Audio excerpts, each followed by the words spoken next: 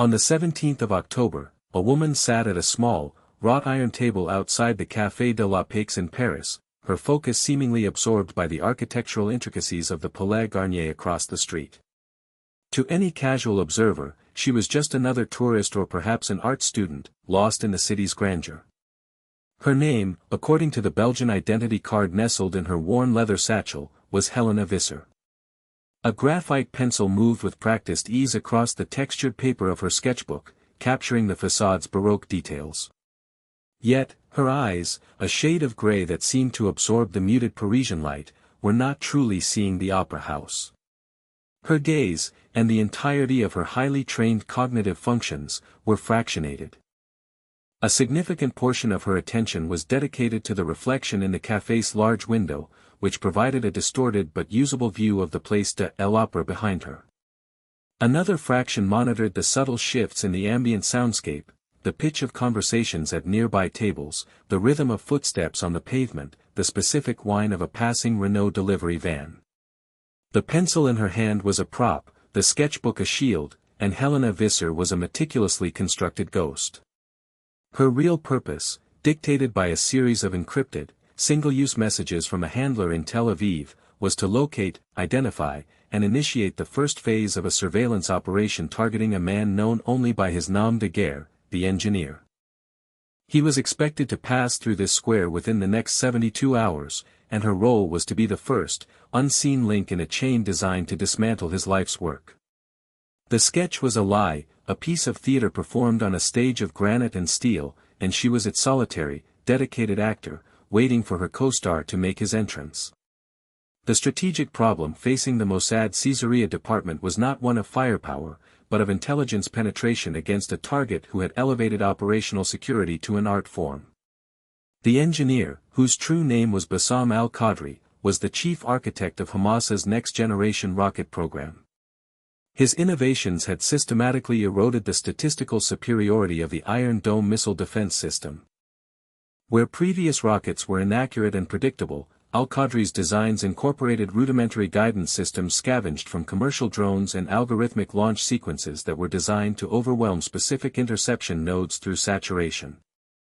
Initial intelligence, gathered through signals intercepts and human sources deep within Gaza, indicated that he was on the verge of a breakthrough, a guidance package that could make mid-flight course corrections, rendering a significant percentage of Tamir interceptors ineffective.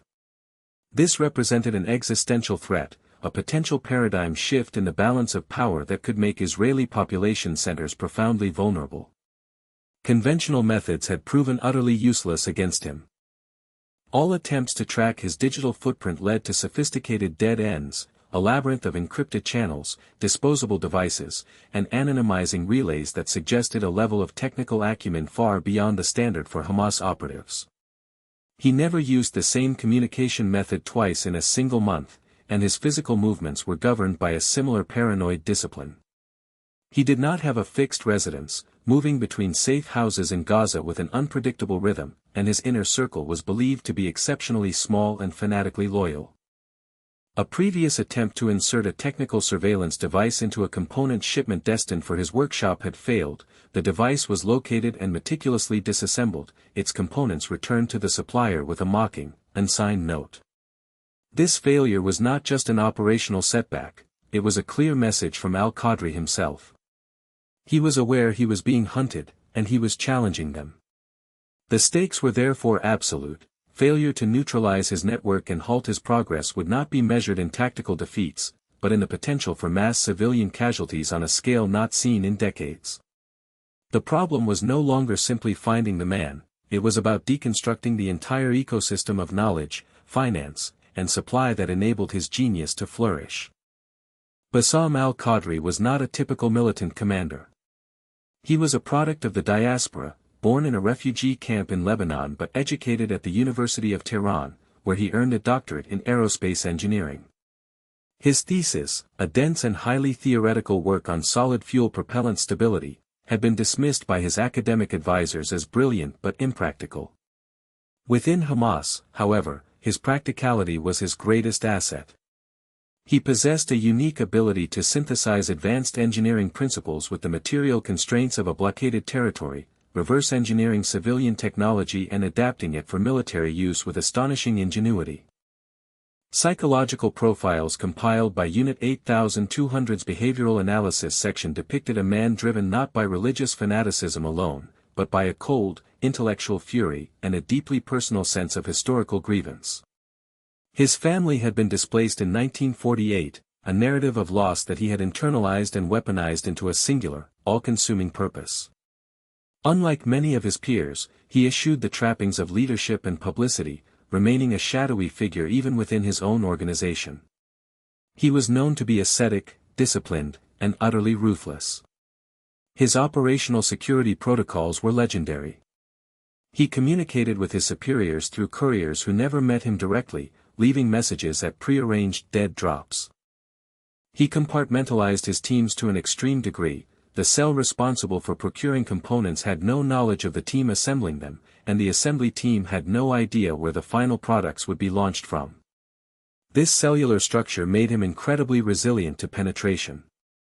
The challenge he presented was not just that of a high-value target, but of an entire hostile intelligence system embodied in one man. His network was not a hierarchy to be decapitated, but a distributed, redundant web of contacts and suppliers spread across Europe and the Middle East. He was traveling to Europe, intelligence suggested, to finalize the acquisition of a specific batch of high-frequency microcontrollers, the one component he could not fabricate or adequately substitute from commercial-grade electronics. Finding al-Qadri was only the first step. The true objective of any operation would have to be the mapping and subsequent dismantling of this clandestine supply chain. He was the brain, but the network was the body, and both had to be neutralized. The proposal that emerged from a series of marathon sessions at Mossad headquarters was radical in its subtlety and its rejection of a kinetic solution. It was codenamed Operation Daedalus, a nod to the mythological craftsman and maze builder, a direct reflection of the target's own persona. The plan's core conceit was that attempting to strike al-Qadri in Europe would be strategically foolish, creating a diplomatic firestorm and likely resulting in the martyrdom of a figure who would be instantly replaced. The true center of gravity was not the man, but his network. Therefore, the primary objective of Daedalus was not elimination, but illumination. The goal was to place a human surveillance asset so close to al-Qadri that they could document his every meeting, identify his contacts, and record the technical and financial specifics of his transactions, all without him ever knowing he was compromised. This demanded an operative who could blend into the sophisticated urban environments of Paris and Brussels, someone who could justify prolonged periods of static observation in public places without arousing the slightest suspicion. The concept of using a female operative with an artistic cover was proposed by a senior Katza, a veteran of numerous European operations. He argued that a woman sketching in a cafe or a public square was culturally invisible, perceived as non-threatening, romantic, and part of the city's natural fabric. She could get closer than any male operative, whose very presence, if noted more than once, would trigger al-Qadri's deeply ingrained paranoia. The plan was fraught with immense risk. The operative would be working with minimal direct support, relying on her wits and the strength of her legend. The margin for error was non-existent. A single misstep, a moment of hesitation, or one suspicious glance from the target could lead to her exposure and capture. The technical challenges were also significant, requiring the development of bespoke surveillance equipment that was both powerful and perfectly integrated into her cover. It was an audacious, high-wire act of intelligence gathering, a psychological chess match to be played out on the streets of Europe, where the prize was the complete, detailed schematic of an enemy's most critical infrastructure. The preparation phase of Operation Daedalus was an exercise in obsessive, granular detail, a testament to the Mossad's institutional belief that missions are won or lost long before the operative leaves the country. The technological requirements were addressed by the agency's Nebiat division. Their primary task was to equip the operative with a suite of surveillance tools that were functionally invisible. The centerpiece was a custom-made leather satchel, identical to a popular model sold by a Belgian artisan brand. However, its interior was a marvel of miniaturization. A section of the leather side panel, no larger than a credit card, was replaced with a material transparent to specific light frequencies. Behind it sat a high-resolution, micro-camera system with a variable focal length lens, capable of capturing clear images of a document from 20 meters away in the low light of a Parisian evening. The camera was not activated by a button but by a pressure sensor woven into the bag's strap, a specific sequence of light and firm grips, a pattern that mimicked the natural adjustment of a shoulder strap, would trigger different functions, single shot, burst mode, or video. The bag also contained a thin, flexible battery pack sewn into the lining, capable of powering the system for 72 hours of continuous standby. For audio surveillance, Nebiat developed a device disguised as a high-end, refillable metal lighter. It contained a directional microphone capable of capturing conversations from up to 10 meters away, filtering out ambient noise. Its activation mechanism was equally subtle, triggered by turning the flint wheel without sparking it, a common nervous gesture. Both the camera and the microphone transmitted their data via a secure, short-range, frequency-hopping protocol to a small receiver that the operative would place in a public locker or rented postbox each day, from which a separate team would collect the raw intelligence for transmission to Tel Aviv. This air-gapped system ensured that if the operative were ever compromised, she would not be carrying any incriminating data on her person. The selection of the operative was an even more critical process than the development of the technology. The psychological profile for the deadless asset was demanding. It required an individual with exceptional patience, a high tolerance for ambiguity and isolation, and an innate talent for mimicry and social camouflage. They needed the observational acuity of a trained artist and the cold, analytical mind of an intelligence officer. After reviewing the files of dozens of potential candidates from the Kaidan unit and combat field intelligence units, the case officers selected a woman known by the internal designation Ayala. Ayala was a Sabra, born on a kibbutz near the Lebanese border. Her background was in visual arts. She had deferred a place at the Bezalel Academy of Arts and Design to complete her military service, where her sharp intellect and calm demeanor under pressure had seen her fast-tracked into intelligence work. What made her truly suitable, however, was a deeply buried personal motivation.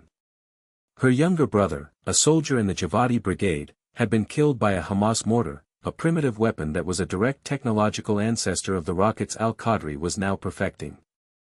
Her grief had not manifested as overt anger but as a quiet, intensely focused resolve. She possessed a capacity for clinical detachment that was rare even among seasoned operatives. Her training for deadless was brutal and immersive. She spent 6 months in a mock-up of a European city district, a facility known as Mini Europe, living and breathing her cover identity. She was paired with a professional artist who refined her sketching technique, teaching her not just how to draw, but how to think and see like an artist, how to talk about light and form, how to critique a gallery exhibition, how to hold a pencil in a way that conveyed a lifetime of practice. She underwent intensive language training, refining her already fluent French with a specific Belgian accent. Her days were a relentless cycle of surveillance and counter-surveillance drills, stress tests designed to break her composure, and psychological conditioning sessions that reinforced the separation between her core identity and the Helena Visser persona. The goal was to make the cover so deeply ingrained that it would hold up not just to casual scrutiny, but to sustained, hostile interrogation. The construction of the cover identity, or legend, for Helena Visser was a masterpiece of digital and bureaucratic forgery. The process began 9 months before the operation's launch. A team from the Mossad's Digital Operations Unit, known as Caesarea Digital, created a comprehensive and verifiable backstory for a person who did not exist. They started by generating a birth certificate in a small municipality outside Brussels, backdated 26 years, and inserted it into the Belgian Civil Registry database during a scheduled system maintenance window, a vulnerability they had identified months prior. Using this foundational document, they then created a cascade of supporting evidence. A Belgian passport and national identity card were procured through a compromised official within the Brussels Capital Region Administration. They then built her educational history, fabricating records of her attendance at a primary school in Ukla and a prestigious art-focused secondary school. The crowning piece was her enrollment as a postgraduate student in architectural history at the La Cambre School of Visual Arts. This involved hacking the university's servers to create a student file, complete with transcripts, tuition payment records, and even email correspondence with a professor, whose account was also controlled by the digital team. The next layer was her social and financial life. A bank account was opened in her name, funded by a series of small, untraceable transfers designed to mimic parental support. A credit card was issued, and for months, a low-level asset in Brussels used it for mundane purchases, groceries, art supplies, metro tickets, to build a credible transaction history. Her digital footprint was meticulously curated. Social media profiles were created on multiple platforms. They were populated with backdated content, starting with grainy photos from her fabricated childhood, progressing to posts about student life, trips to museums, and photos of her sketches. Her friends were a mix of real, unwitting individuals and dozens of other sock puppet accounts controlled by the Mossad, creating a web of connections that appeared organic and authentic. The final touch was renting a small, fourth-floor apartment for her in the St. Gilles district of Brussels, an area popular with artists and students. The apartment was paid for a year in advance, and a local asset furnished it with second-hand furniture, art books, and canvases, creating a lived-in space that was a physical manifestation of the entire legend. When the operative finally arrived in Brussels, she was not just assuming a name, she was stepping into a fully realized life. Helena Visser, the persona now fully inhabited by the operative Ayala, arrived in Brussels 6 weeks before Al-Qadri was projected to be in Europe. This period of soaking was critical for the legend's final solidification. Her insertion was deliberately unremarkable. She flew from Athens to Brussels on a commercial flight, her luggage consisting of 2 suitcases filled with clothes appropriate for a Belgian autumn and a large portfolio case for her artwork. She took a taxi from the airport to her pre-arranged apartment in St. Gilles, her demeanor that of a slightly nervous student moving to a new city. For the next month and a half, she lived her cover with unwavering discipline. Her daily routine was designed to be predictable and mundane, establishing her as a normal resident in her neighborhood. She would leave her apartment each morning around 9, always with her sketchbook and satchel, and walk to a local bakery for coffee and a pastry. She became a familiar face to the staff, exchanging pleasantries in her carefully accented French. She spent her days in locations that were both plausible for an art student and corresponded with a list of potential meeting spots for the target, the Grand Place, the area around the European Parliament, and the Parc de Bruxelles. She would sit for hours, sketching, sometimes attracting curious onlookers with whom she would engage in brief, polite conversation about her work. She frequented art supply stores, visited museums, and occasionally attended free public lectures at the university, all activities that reinforced her identity and provided plausible reasons for her presence in various parts of the city. During this time, she was under intermittent, non-intrusive surveillance by a local Mossad support team, who verified that she was not drawing any unwanted attention. She transmitted no messages and received none. Her only task was to become Helena Visser, to embed herself so deeply into the fabric of the city that her presence would be entirely unremarkable when the time for the actual operation began. It was a period of intense psychological pressure, a prolonged state of quiet performance where a single lapse in character could unravel the entire mission. The signal came on a Tuesday morning, embedded within a public radio broadcast as a seemingly erroneous weather report for a city in a different country, a pre-arranged coded message. It meant, "The rabbit is in the maze."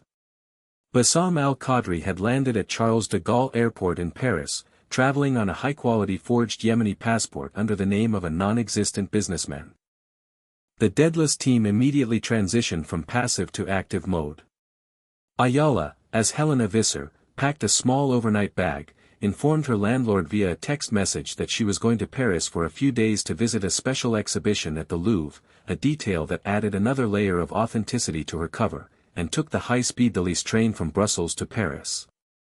She checked into a modest hotel in the 9th arrondissement, a location chosen for its proximity to several of the areas intelligence had flagged as likely meeting zones for al-Qadri.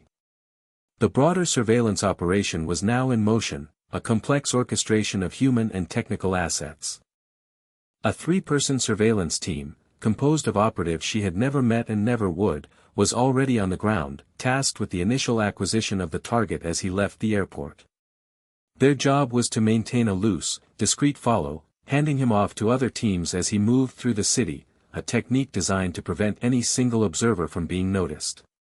A signals intelligence team was stationed in a modified commercial van, monitoring the local electromagnetic spectrum for any transmissions associated with al-Qadri's known, albeit outdated, communication protocols. A tactical command post was established in a rented apartment overlooking the Place de la République, where a case officer, her handler Yaron, would collate the incoming data streams and direct the teams on the ground.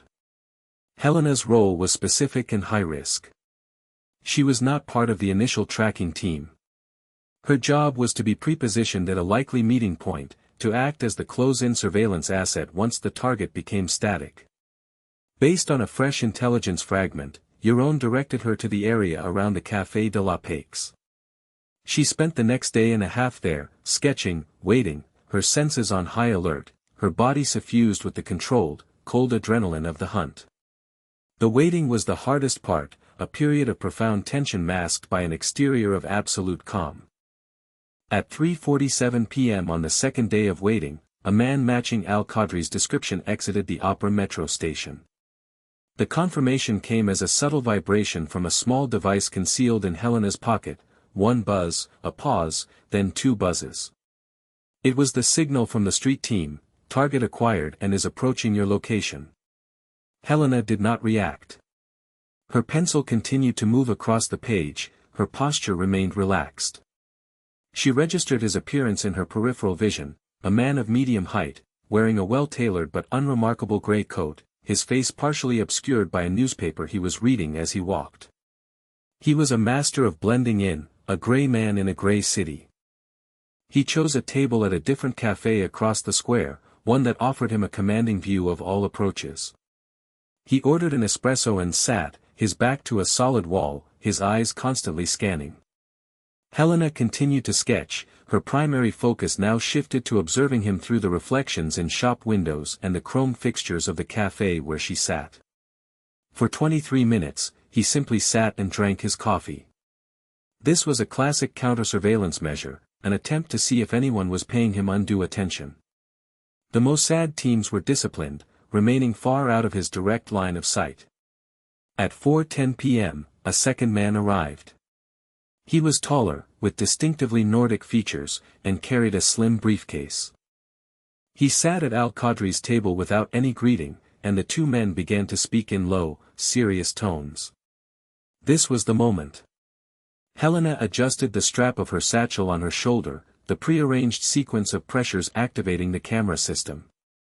She angled her body slightly, as if to get a better view of the Garnier, a movement that brought the bag's concealed lens to bear directly on the two men. She began a new sketch, a plausible excuse to keep her head oriented in that direction for a prolonged period.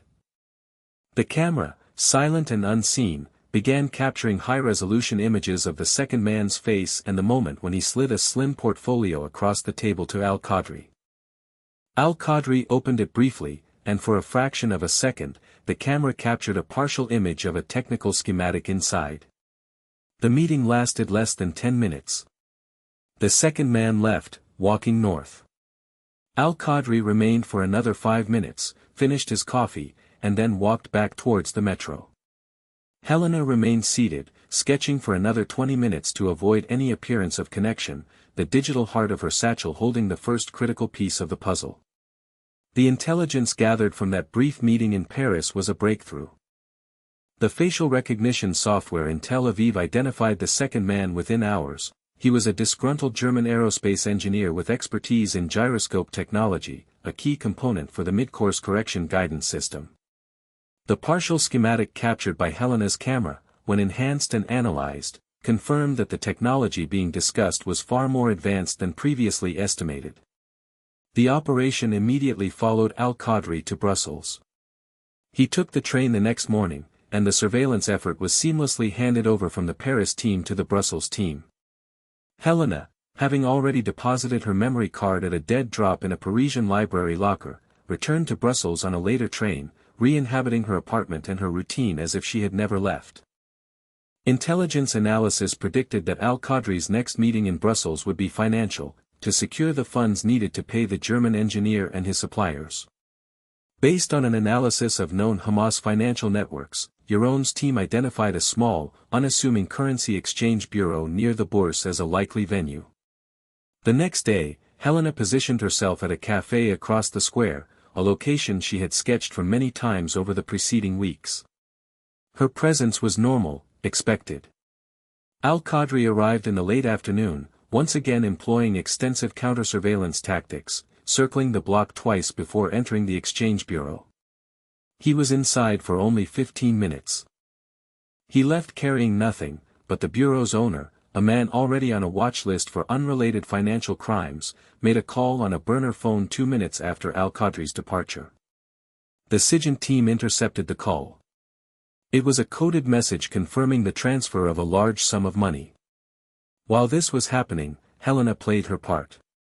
Another customer, a Mossad operative posing as a tourist, entered the bureau after Al-Qadri and accidentally dropped a set of keys near the counter. The keys contained Helena's disguised audio surveillance lighter. The device, now active, was close enough to record the hushed, final conversation between Al-Qadri and the owner, capturing account numbers and transaction codes that would be invaluable. The tourist found his lighter on the way out, completing the maneuver. Helena, from her vantage point, used her satchel's camera to document the face of every individual who entered or left the bureau for an hour before and after Al-Qadri's visit, building a complete pattern-of-life picture for the financial node. The climax of Operation Daedalus was not a moment of violence, but one of quiet, intense concentration in a crowded Brussels train station. The intelligence indicated that Al-Qadri was preparing to leave Europe. His final act was to be the transfer of the technical data from the German engineer onto a secure, encrypted storage device for transport back to Gaza. The meet was scheduled for the main concourse of the Brussels Midi station, a location chosen for its chaotic environment, its multiple entry and exit points, and the anonymity offered by the throngs of travelers. This was the most critical moment of the mission. The goal was to identify the courier who would be entrusted with the data. Helena was positioned on a mezzanine overlooking the main departure board, her sketchbook open, ostensibly drawing the station's steel and glass architecture. The entire station was saturated with Mossad assets. There were operatives posing as janitors, as backpacking tourists, as business travelers. The German engineer arrived first, looking nervous and out of place. Al-Qadri arrived moments later, approaching from a different direction. They met near a waffle stand, the exchange itself designed to look like a simple food purchase. The engineer handed over a thick envelope in exchange for a coffee. Inside that envelope, the team knew, was the microcontroller and the data drive. But Al-Qadri did not keep it. He walked towards the international ticket counters and, in a classic brush pass, handed the envelope to a third individual, a woman dressed as a university student with a backpack. This was the courier, the previously unknown link in the chain. Helena's camera worked flawlessly. She captured clear, unobstructed facial images of the courier, the details of her clothing, and the specific markings on her backpack. She tracked the courier as she moved towards the platform for the train to Amsterdam, while another surveillance team took over the physical follow. Al-Qadri and the engineer left the station separately. The entire network, from technical expert to financier to courier, had now been identified. The picture was complete. With the primary objectives achieved, the exfiltration phase began. For the operatives, this process was as critical and meticulously planned as the surveillance itself. An hour after the events at the train station, Helena Visser ceased to exist. Following a strict protocol, Ayala returned to her apartment in St. Gilles. She methodically cleansed the space of her presence. She wiped every surface she had ever touched. She gathered the few personal items she had accumulated, clothes, art supplies, books, and packed them into 2 biodegradable bags. These would be disposed of later by a local cleanup team. She took a shower, washing away any potential forensic trace evidence. She then changed into a new set of clothes that had been hidden within the lining of a suitcase since her arrival, clothes that were stylistically different from anything Helena Visser would wear. She removed a small, hidden pouch from behind a loose baseboard which contained a new identity card, this one for a French citizen named Chloé Dubois, along with cash and a train ticket. She performed a final check of the apartment, ensuring it was as anonymous as the day she arrived. She left the keys on the table and walked out without a backward glance. She took a circuitous route through the city, changing metro lines 3 times to detect any possible surveillance, before arriving at a small, secondary train station. There, she boarded a local train not to Paris, but east, towards the German border. The team monitoring the courier followed her to Amsterdam's Schiphol airport, where she was intercepted and detained by Dutch intelligence, acting on a tip-off from the Mossad. The data drive was seized. The German engineer was arrested by the BKA the next morning at his home in Hamburg. The currency exchange in Brussels was raided, its assets frozen. The network was shattered.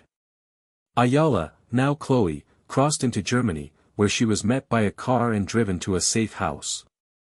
The next day, she was on a flight back to Tel Aviv. The operation was over. The aftermath of Operation Daedalus was a quiet but decisive victory. The intelligence seized was a treasure trove.